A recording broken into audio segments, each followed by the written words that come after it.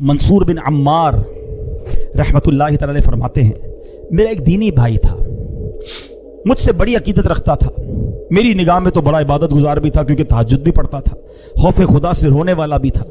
एक मरतबा मुझे खबर मिली कि वो मेरा दीनी भाई बीमार हो गया है। मैं उसके पास गया और देखा कि वो बहुत कमज़ोर हो चुका है, घर के दरमियान लेटा है, चेहरा उसका काला हो गया है, आंखें उसकी नीली हो गई हैं। मैंने कहा भाई ला इलाहा इल्लल्लाह की कसरत करो।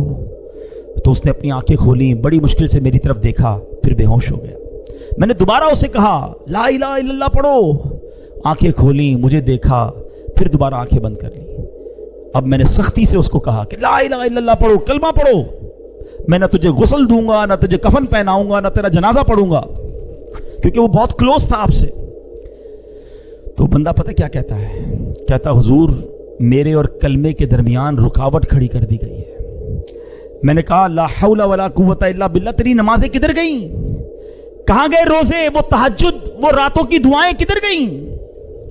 तो वो कहता है ए मंसूर मैं ये सारे काम तो करता था मगर अल्लाह की रजा के लिए नहीं करता था, मैं लोगों को दिखाने के लिए करता था। मुझे तहज्जुद गुजार कहा जाए, मुझे इबादत गुजार कहा जाए, मुझे नेकूकार कहा जाए, मैं लोगों के लिए करता था। तन्हाई में जब होता था ना अकेले में, तो दरवाज़ा बंद करता था तो खूब गुनाह करता था, शराब पीता था, बेहयाई करता था, बदकारियाँ करता था। एक बार जब मैंने बहुत नाफरमानी की तो मैं बहुत बीमार हो गया, मुझे अपने बचने की उम्मीद नहीं रही।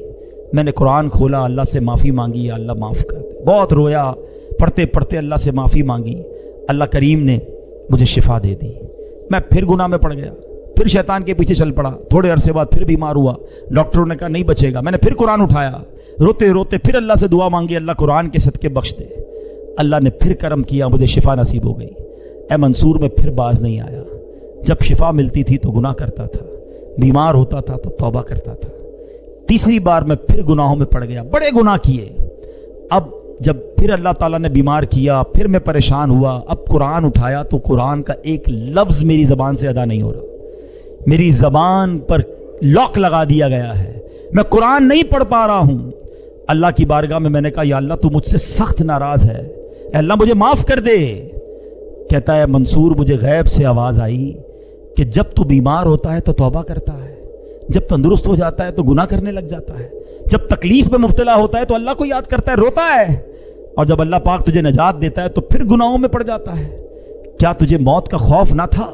तू अकल रखता है, समझ रखता है, फिर भी गफलत में पड़ा रहा। तूने कितनी बार अल्लाह से वादा किया मगर हर बार तूने वादे को तोड़ दिया। हजरत मंसूर कहते वो बताता जा रहा था, रोता जा रहा था, और जब कहते मैं तो उसके पास से उठकर चल गया कि अब इस बंदे का और क्या हो सकता है।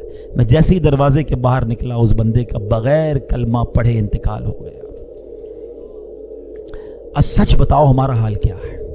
मुश्किल आए, कई लोग मस्जिद में दिखते हैं, हाथ में तस्बीह होती है, सर पर टोपी होती है, को क्या हुआ यार बस कर्जा बहुत बड़ा हो गया है, नौकरी छूट गई है, घर वाले बीमार हैं, वालिद हॉस्पिटल में हैं, अल्लाह याद आ गया है, मस्जिद याद आ गई है। जिधर वो मसला हल हुआ, जिधर वो प्रॉब्लम खत्म हुई, बंदा ही भाग गया मस्जिद से दूर। क्या इसलिए अल्लाह की इबादत है?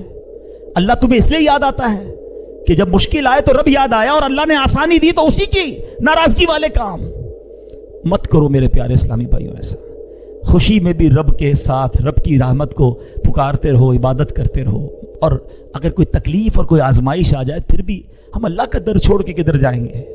उस करीम के सिवा हमारा कौन है? वो नाराज हो गया तो मारे जाएंगे। आओ मेरे प्यारे इस्लामी भाइयों, सच्ची तौबा कर लो, अल्लाह की बारगाह में सर झुका दो। वो बड़ा करीम है, वो पिछले गुनाहों को मुआफ फरमा देगा अगर बंदा सिद्के दिल से तौबा कर ले और आइंदा गुनाह ना करने का पक्का इरादा कर ले।